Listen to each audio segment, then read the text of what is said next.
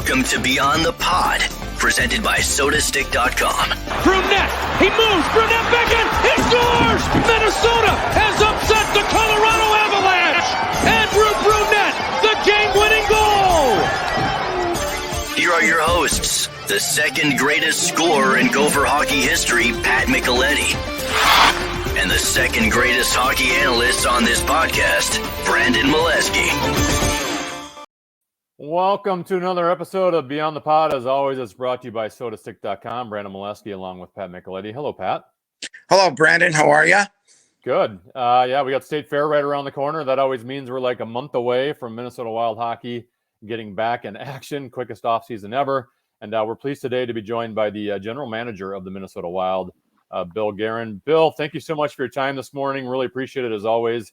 What is an NHL GM doing at this time of the year? Out of all the months of the year, is August, like, I know you made a signing yesterday, but is August quickly, typically your quietest time of the entire year? Yeah, definitely. This year it's been a little different just because everything was pushed back, a couple weeks.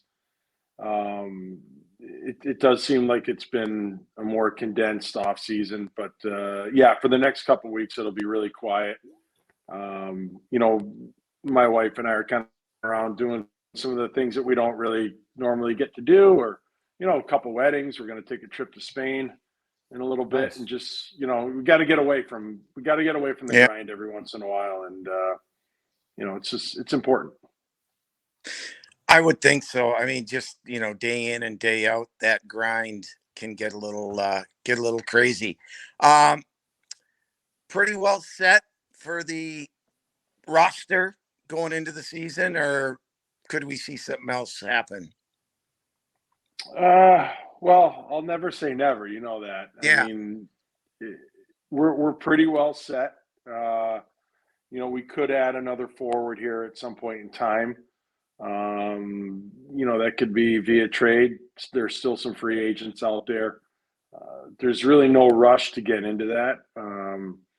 But that's probably the only place that we would really look to add anything. Yeah, and the reason I asked that, and it's brought up a lot, to me, or asked of me. I mean, you've got, you draft guys, you develop guys. Some of those younger kids, because you invest in them, they need you got to see what they can do. Is that fair to say? Yeah, I'm having a hard time hearing you, Pat. But I think you were asking about the younger kids and maybe a spot there for them.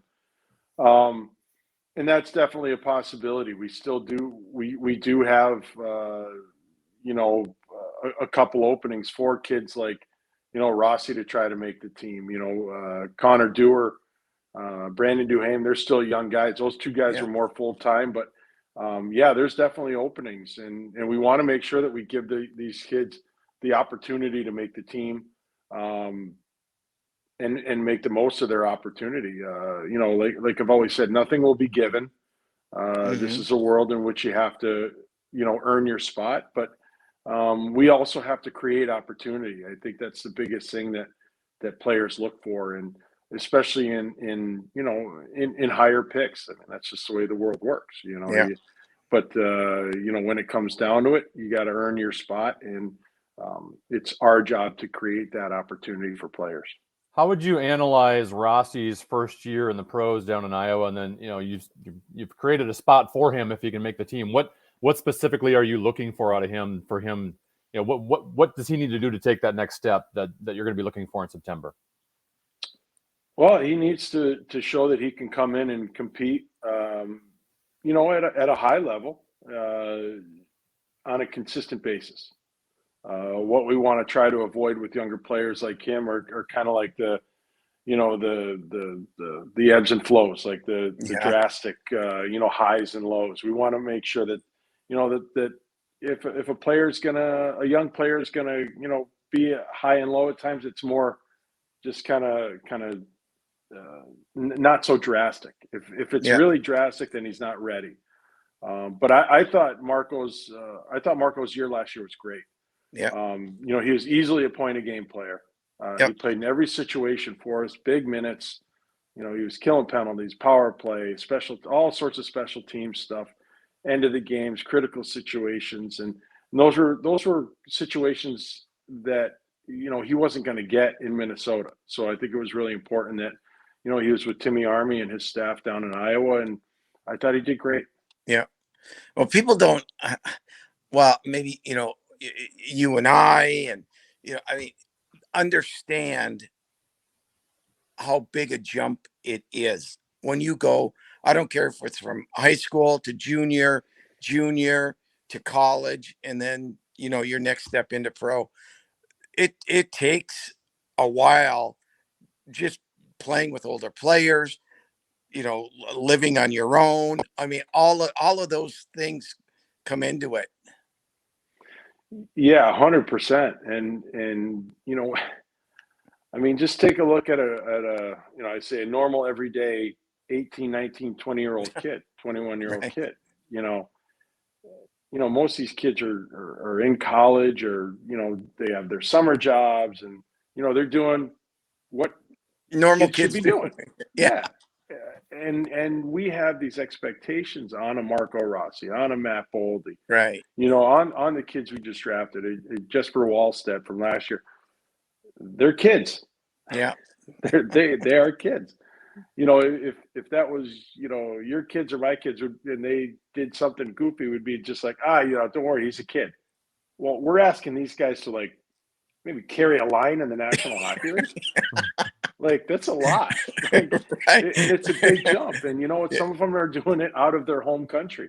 So Right. we have to be really patient. And in the world, the hockey world's changed a lot too. It's not just figure it out, kid, or Yeah. you don't make it. It's no, we're going to help you. We are going to supply you with everything you need to succeed. And that's the strength and conditioning, it's the mental side of it, it's the emotional support, it's all that, it's everything, so these players can adjust, and we can give them a chance to succeed in the NHL.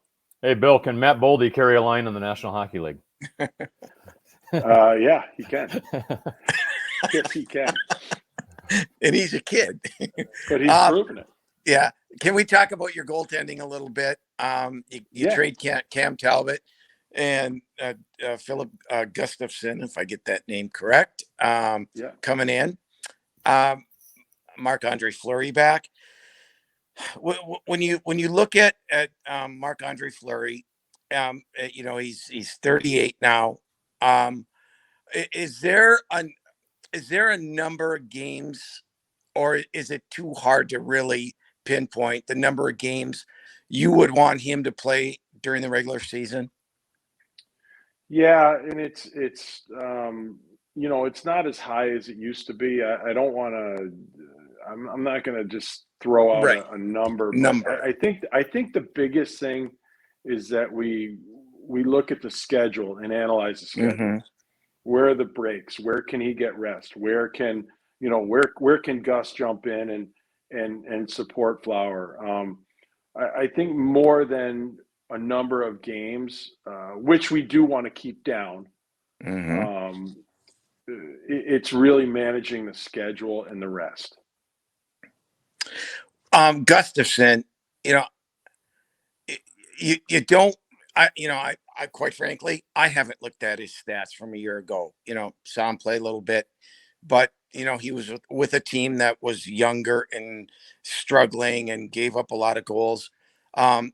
Kid's a second round pick. What, 20? Is he 24 years old now? What can you tell us about his game and his potential going forward? Yeah, well, I was in Pittsburgh when we drafted him there. That's in the second round. That's right. So I got to know him, early on, and he's a super kid. He competes real hard. He's very, very talented. And he's had to work real hard to to get where he is now, because you're right, he was on a younger team up in Ottawa that they give up a lot of chances, and I think we're a more established team. I think, which will definitely help him. I think playing behind guys like Spurgeon, Brodin, Dumba, Middleton, all these guys, it will only help. Yep. And I know he's extremely competitive. He puts maybe a little too much pressure on himself to succeed, but I think sometimes a change is good, and I think he'll he'll do real well with us. Bill, interesting offseason with Kirill Kaprizov in Russia. I know you've been very.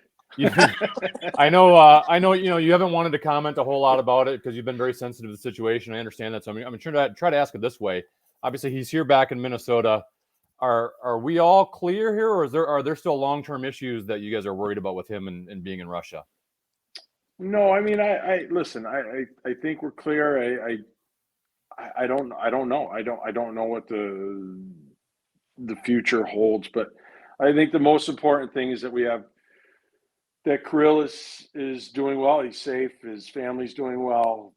Everybody's doing well and safe, and we're just happy that we could get him back to Minnesota when we did, and and put this behind us and move on. I think one of the great things about Kirill is that he just wants to be a hockey player. Yeah. He doesn't want to. He doesn't want to be a TV star or movie star, or he doesn't want to be a politician or anything like that. He just wants to play hockey. Before Pat, let me just follow up on that. Your interactions with Kirill since he's been to Minnesota, I guess my fear as a fan or media member would be, mentally, how has he been doing this offseason? Has he been able to prepare for the season given what's been going on? How, just from your interactions with him, how is he doing mentally? And it's been limited. I touched base with him quite a bit on his way in and when he first got here. But, other than that, I've been leaving him alone, and, he's got teammates around him and buddies, and, he's training. I think, Kirill is such a hard worker. He trains extremely hard. And if he missed a week or two here or there, with a guy like him, I don't think it's gonna. I think it's gonna negatively impact him. Yeah, I think he'll be fine. All right. Now this is not a question about the team. A couple weeks ago, we had Joe Micheletti on. Okay. Never heard of him. Nope. Well, he was very complimentary of you, Bill. I want to know.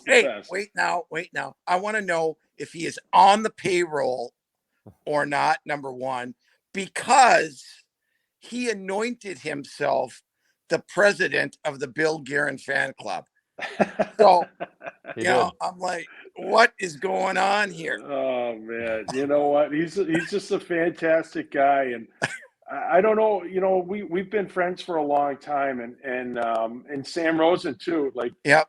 Every time, because I was in the East for a lot of my career, with New Jersey and with the Islanders, and then as I was scouting and an assistant GM and find myself at Ranger games or whatever, I always just go in and say hi to those guys, and they're two of the classiest guys you could ever be around, and I just really enjoy talking to them. And Joe and I have had a friendship now for 20 plus years, and he's a good guy.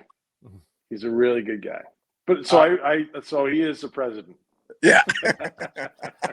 Have you been paying too much attention to the World Junior Tournament? I know it's a kind of a weird time to be doing it in August, but you have a bunch of players, prospects that are in that tournament. How much have you been watching, if any, and what have you thought of your guys? No, to be honest with you, I've been following our guys more, and just it is a weird time, and but you know what? I just want to make sure that our guys are having some success, and I think they are. They all seem to be doing really well, and it's I don't know. It's kind of a goofy thing, when you're not selling out buildings in Canada for the World Juniors. It's really strange. So yeah, I'm excited for the one coming up in over Christmas and New Year. What excited you about Brock Faber?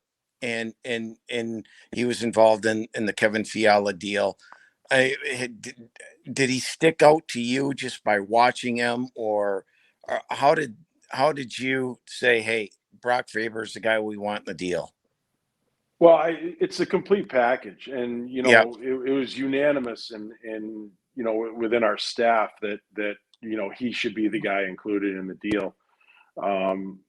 It's his skating ability, Yeah. his defending, and I think his whole everything that he's already played in so many big games. Yeah. He's already played in big situations. He's got, a fantastic resume already as such a young man. He's a captain. Mm. I'm good friends with Bob Motzko, and Bob just speaks a world of him Yeah. as a human being, as a teammate, as a player. All these things that we really value. He really checks all the boxes. Yeah. You reportedly got another gopher last night. I don't know if the Wild have made it, as of the taping of this podcast, I don't know if you guys have made it official or not, but Russo reporting last night that center Sammy Walker agreeing to a deal. What are your expectations for him at the professional level? Well, he's going to have to, just like everybody else. You come in, you earn your spot, and he also comes very highly recommended, like high character. Great speed. High compete in his game, and he's just another kid that we're adding to the mix. And I think at center position, there's a lot of opportunity with us, and we're just looking for him to come in and make an impact, just like everybody else. As a young kid, you want these guys that like Beckman did last year, come in and tell the world I'm here. And just kick the door wide open. So that's what we're expecting from Sammy. Billy, what does it mean to you, when the phrase is used, learning the pro game? Whether it be a kid coming from Canadian junior or college or Europe or, wherever. What does that mean to you, learning the pro game? Well, there's a whole – it's just a whole heightened level of everything. I think, for so long, I think the Canadian junior player always had not an advantage, but knew the pro game better because junior hockey Different is basically, it's a small NHL. Mm-hmm. They play the same style. They're treated the same way. They're the star players in their little towns, and they always dealt with. They always understood the intimidation part of the game earlier on. For a college kid, it was always, oh man, that's one I got to figure out. You gotta figure out the game within the game a little bit more. But now I see that gap kind of closing because of junior hockey in the States, the USHL and the NAL, the National Team Development Program, all these things that have really closed the gap, but they all have something to learn. You have to get to a different level of basically everything in your life. How you eat, how you sleep, how you're a public figure now. What you put on your social media, how do you prepare for games? Everything involved in your life changes, it changes, and you've got to be able to deal with that. It's a lot. Bill, after the season, you made it pretty clear that 5-on-5 was good. Power play, penalty kill needs to improve moving into next year, and that's something the coaches need to look at. From an X's and O's standpoint, personnel, obviously Kevin Fiala is gone. That's going to have an impact on the power play and the PK in terms of your personnel. But what specific changes are you expecting for next year? Well, that's just it. I don't know. I don't know if the removal of Fiala will impact it. Because it wasn't great. We've got to figure out a way for our special teams to be better, because in the end, when they're not good, it kind of bites you in the ass. And we go through too many highs and lows with it. We go great for a couple weeks, then we stink for 6 weeks, and then we've got to figure out a way to be more consistently good on both special teams, and the coaches are totally aware of that. It's not like I go in there and say, "Hey guys, guess what?" No, they're smart guys. They're better coaches than I am. Yeah. And they're on top of it, and we'll see a bunch of different things this year, I think.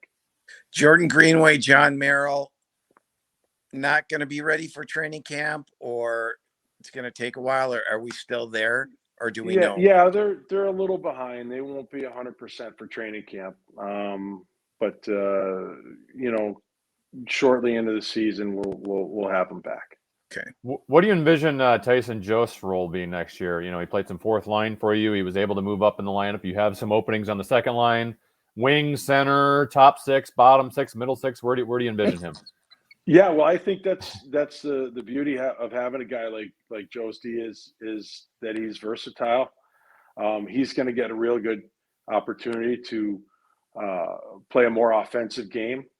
He played a role in Colorado and he played a role for us, but we know that there's something more there. And I think we have to give him a little bit of time now to kind of break out of that role. When you're playing like a bottom six role, like a fourth line center role, you have a specific way that you have to play. And sometimes that can really take away from the offensive part of your game because you're trying to be extremely responsible. Not that we want him to be irresponsible, but you know what? Take a chance here and there. You know what? Yeah. Play with the puck, make plays, because he's got all the tools. So he's going to get a real opportunity. You know what? He should be on the power play. I'm not saying first unit or anything like that, but he should get some power play time. And again, hopefully he really grabs the opportunity.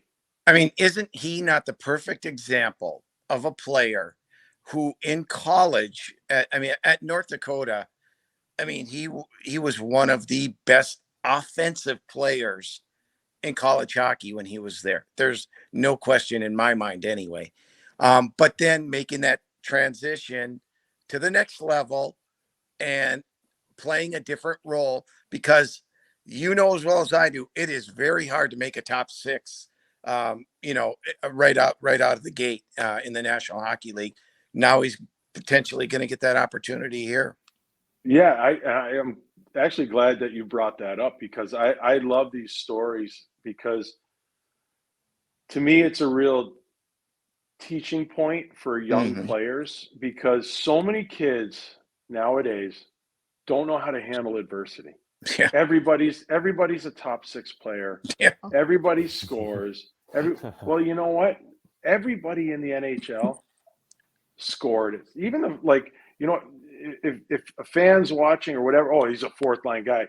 Oh yeah, that fourth line guy is a damn good hockey player. He's just not an elite player in the NHL. So when you take a kid like Jost, who's drafted 10th overall, yep, and he's on the Colorado Avalanche, and he sees the amount of great talent around him, he says, okay, well, you know what? Maybe I'm not going to be a top six on this team, but there's my role. There's my gateway to the NHL and staying here. I'm going to play that role. Yeah. So many kids refuse that. They fight against it. And next thing you know, they're out of the league. Yeah. Because they won't conform to that to stay in the league. It's almost like, oh, I'm going to play top six or I'm not going to play. And it's crazy. I always tell the kids, I was a 5th overall pick. I played in the 4th line for 1 year, and I played on the 3rd line for 5 years because I was drafted to a good team, and that's where my spot was. Yeah. Stay in the league. Yeah. And then, you know what? I got traded to Edmonton, and I got put on the first line, and there it went. But if I refused that role, I probably wouldn't have been in the league. Right. I think it's Ryan tough to Hartman score your way in. I think Ryan Hartman's a good example of that. Just a couple of years ago, he's playing 3rd, 4th line, and last year he scored 34 goals. He's a great example of that. Yeah. It's just and I always look like to the Ian LePerriers and the Guy Carbonneaus, the guys that they led the Quebec Hockey League in scoring. Jeez. And then they figured they're not going to be able to do that at the NHL level. Carbonell goes on to win, 4 Selkies. Yeah. You know, Ian LaPerriere is fighting. He's blocking shots with his face, all this, but he's in the league. And it's a very, very good league, and everybody has scored growing up. and it really doesn't matter what you think you are. Take the spot that's available. Yeah. I know you worry, you know, obviously about your team and, you know, how they're playing and, you know, your expectations. How often during the off season are you paying attention to what other teams in your division are doing, acquisitions, deletions, you know, in that case, and looking then at where your team is at? Yeah, you know what? You see what they do, and you know, I think Nashville's made some really, really strong moves. You know, and getting Ryan McDonough. Done it. Yeah. That was a really strong move. I think it really improves their team. Other than that, I don't really worry about it. Yeah. Like we got to worry about our own house. You know. Yeah. And that's really it. Just focus on us and other teams. Everybody's trying to get better. Everybody's trying to win. Everybody's good. Everybody's good. You know what? But when, you know, October comes, you got to play the games. Yeah. Well, Bill, you've had lots to worry about, so why don't you go enjoy Spain and enjoy some of your vacation time? I really appreciate your time today. I will. Thanks for having me on, guys. Good to catch up. Thanks. Thanks. See you That's soon. Thanks. Minnesota Wild GM Bill Guerin. Before we get to vision for the division, let's talk about sodastick.com. Go to sodastick.com, get their original Minnesota sports-inspired goods. If you haven't seen the stuff yet, you got to check it out. They've got some new designs right now. They've got the Beauty League design, and they got their Fighting Saints design. You have to check it out. All their apparel screen printed here in Minnesota on super soft, super comfy shirts, and you'll love it. And we're going to hook you up with 15% off your next order. So use the code KFAN for 15% off. That is sodastick.com. Original Minnesota sports-inspired goods. Use the code KFAN for 15% off. And Pat, last week we started our new feature called Vision for the Division. Last week we talked about the Winnipeg Jets. So if you missed that, you can go back and check that out wherever you get your podcast. But this week we're moving on to the Chicago Blackhawks, Pat. And I think out of all the teams in the division, there's a lot to talk about when it comes to Chicago. Last year, 28, 42, and 12, only 68 points, 7th in the Central Division, one of the worst teams in hockey, and it seems like they got even worse this offseason. I don't know. I'm still, and we asked my brother Joe about a couple of the players they let go. It's baffling what their thought process is. And I've come away with it with this thought, is that they must know something about the young players that they traded that we don't know, because the centerman they let go to, they traded to Montreal, and the winger that they traded to Ottawa. Yeah. And and both very young, and something that you would think you would like to build around. And it's, you know, I'm looking at their lineup, Brandon, and I recognize in their 12 forwards that they have listed, I know Patrick Kane, I know Jonathan Toews, I know Tyler Johnson, Max Domi, and Athisu. Yeah, I can never say his name. That's it. Yes. That's it. And I don't know how a guy like Patrick Kane and Jonathan Toews, who play at the highest level, who have won cups, who've played on great teams, are going to handle this. I'm dumbfounded at what their thought process is going forward. Well, it's just been this offseason has been inconsistent with what they've done the previous off seasons, right? I mean, they've had a couple bad years in a row. It's clear to me that Jonathan Toews is, not the player he once was, and he's eating up $10 million of your salary cap. Patrick Kane's still pretty good, but he is eating $10 million of your salary cap.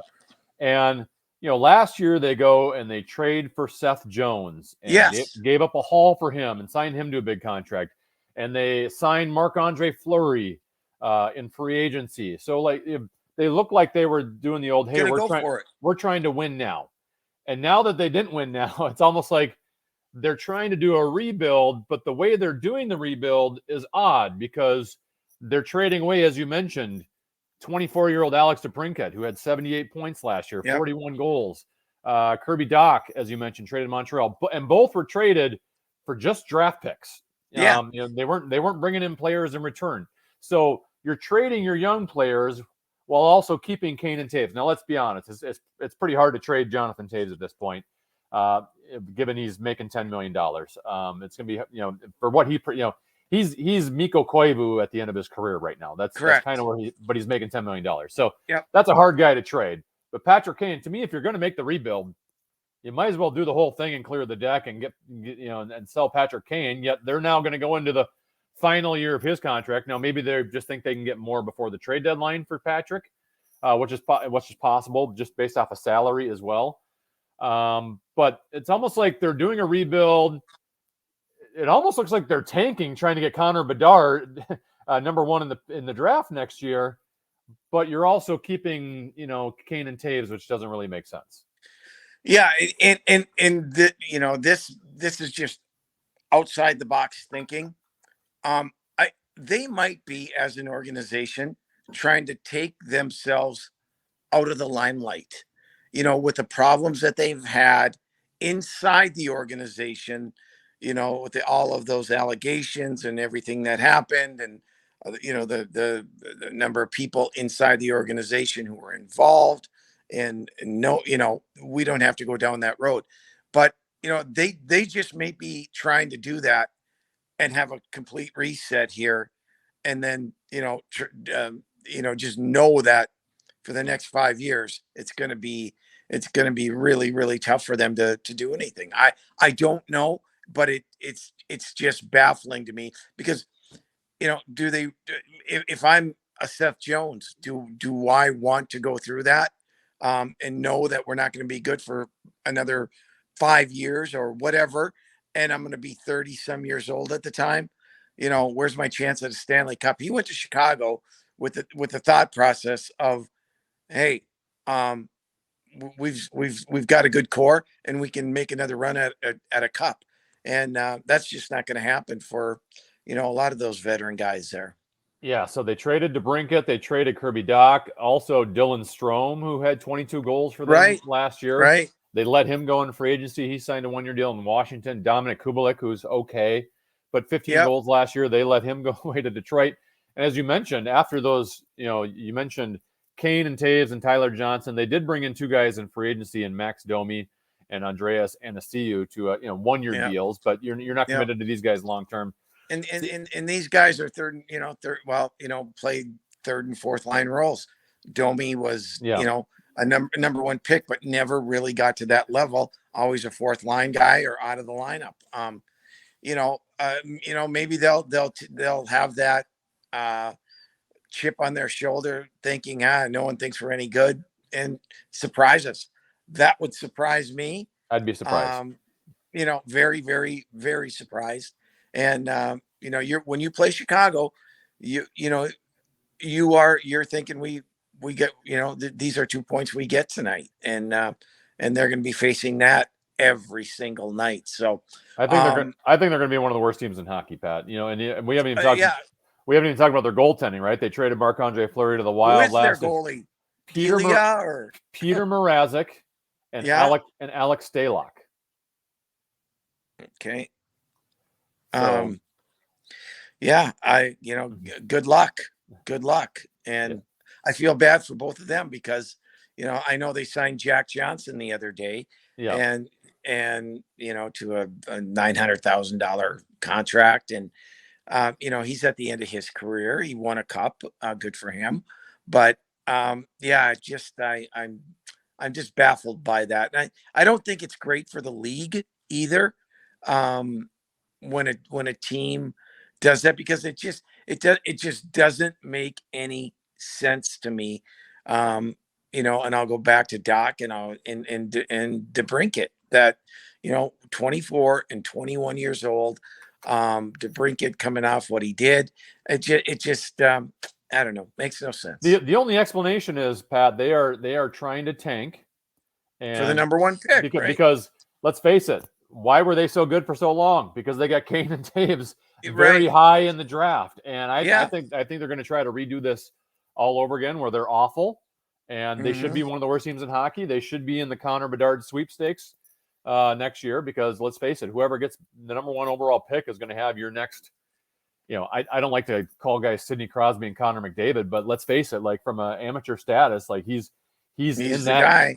He's in that trajectory. So I think that's their plan. But they should have done this about 2 years ago, and I don't understand why they went old last year and why they're doing it the way they are doing it now. So you and I can agree that we both think that they will be the worst team in the National Hockey League. They'll be in the mix, yes. Yep, they'll be a candidate. All right, that's it for Vision for Division. A couple things before we go, Pat. The Wild, according to Russo, did sign Sammy Walker, Minnesota Golden Gopher. He was originally drafted by the Tampa Bay Lightning in the 7th round. At the time, I know you thought that was an absolute steal. I did. He seems like a guy that flashed early in his college career and had a good college career, but we were always kind of expecting a little bit more from. Would you say that's accurate? I love Sammy as a kid. He's one of the first guys I go talk to when I go down to the U. A terrific kid. Skate like the wind. Oodles of talent. But he didn't progress at the rate I thought he was. The same player as a freshman as he was as a senior. That being said, maybe a change of scenery in terms of a new level and a new style will help him.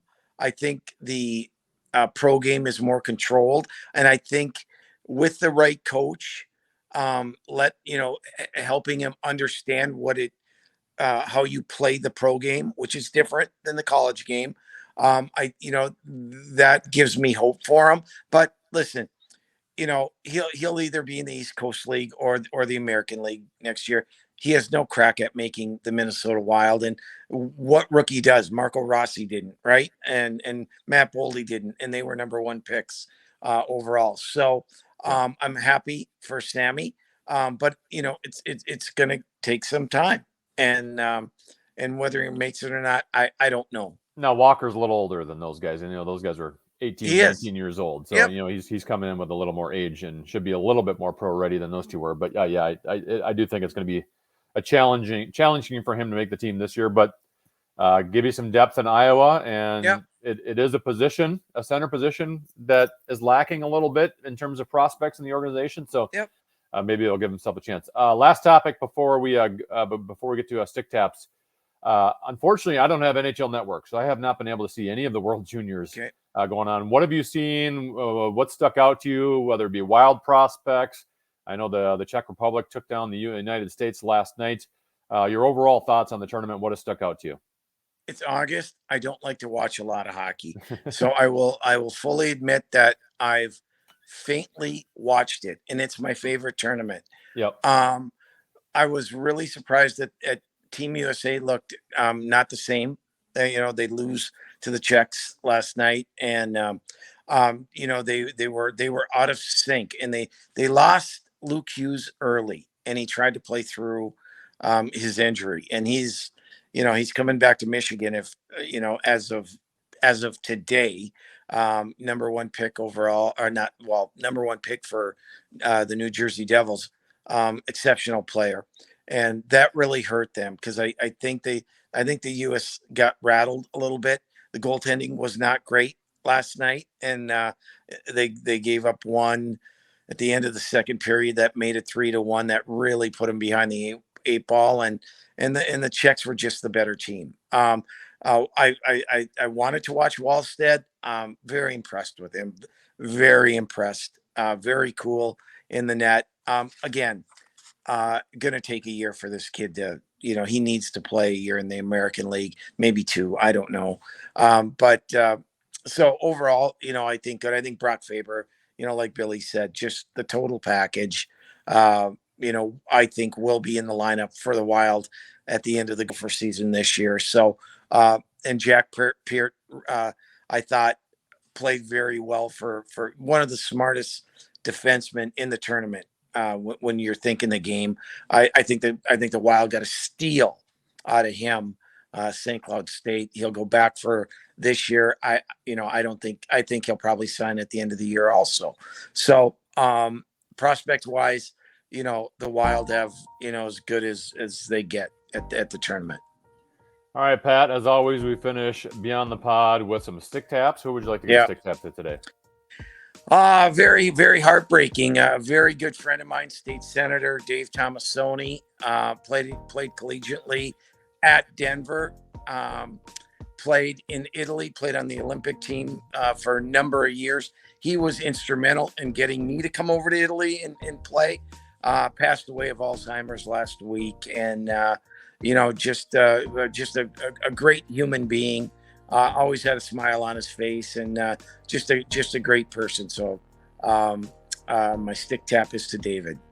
I am sorry to hear that. My stick tap will not be as heavy as that. I know Kevin Fallness is going to consider me brown nosing here, but I'm going to give a stick tap to Michael Russo of The Athletic. He wrote another phenomenal story on Marco Rossi. If you haven't read it, you got to check it out. We are very fortunate in this town, if we're Wild fans, to have Michael covering the team, because he is, in my opinion, the best beat writer of any sport, of any publication in the entire country.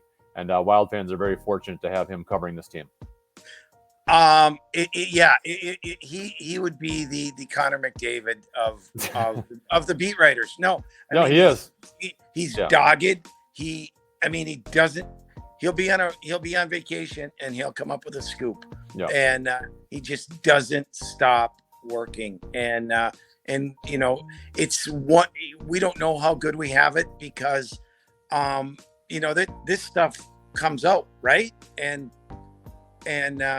we get it first. So it's great stuff. All right. Thank you, Pat. We'll talk to you next week.